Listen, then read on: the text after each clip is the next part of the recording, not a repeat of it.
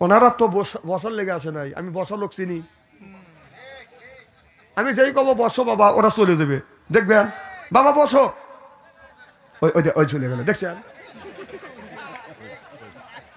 না?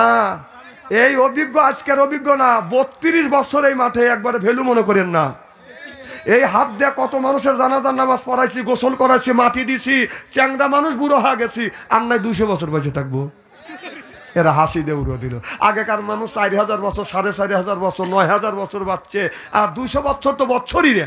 আল্লাহ যদি 200 বছর হায়াত দেয়, আপনাদের অসুবিধা আছে? অসুবিধা থাকে তাহলে থাক।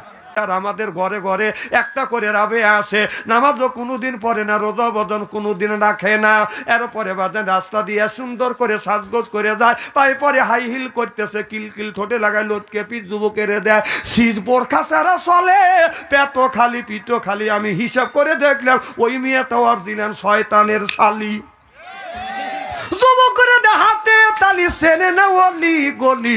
এই অবস্থা আজকে অসভ্য সমাজের, এই সমাজের মধ্যে অসভ্যতা বাদান বাংলাদেশের নারীরা বাদান তৈরি করলেন। নামাজ কোনোদিন পড়ে না, রোজার কাছে কোনোদিন যায় না, জাকাতের বাদান দাঁড়ে না, পর্দা তো করে না, শর্ট কামিজ লাগাইয়া ওড়না গলায় ঝুলাইয়া রাস্তা দিয়ে যায়, আর বলে এই যে আমাদের চেয়ে এই দেখো, আমাদের চেয়ে এই দেখো, দুনিয়া ভুলে যাবে, হায় দুনিয়া ভুলে যাবে। Wow wow wow. এ বাংলাদেশের হরিরা,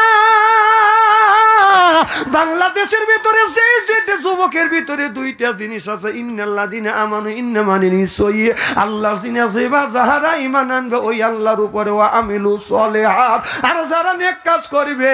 নেক কাজের মধ্যে নামাজ আছে, রোজা আছে, হজ আছে, যাকাত আছে, কুরবানি আছে, ভালো ভালো কাজ নেক কাজের মধ্যে মাজান ঢুকে গেছে। তাহলে আল্লাহ নেক কাজের কথা বললেন। আমাদের দেশে কিছু লোক আছে মাথায় রাখে বড় বড় চুল, ওই লোকটা করে বাজান ভুল। এরপরে পরে হলো পরনে হলো পাটের শালা, হাতে হলো লোহার বালা, গলায় হলো পুতির মালা। আমি হিসাব করে দেখলাম ওই লোকটা অরিজিনাল শয়তানের শালা।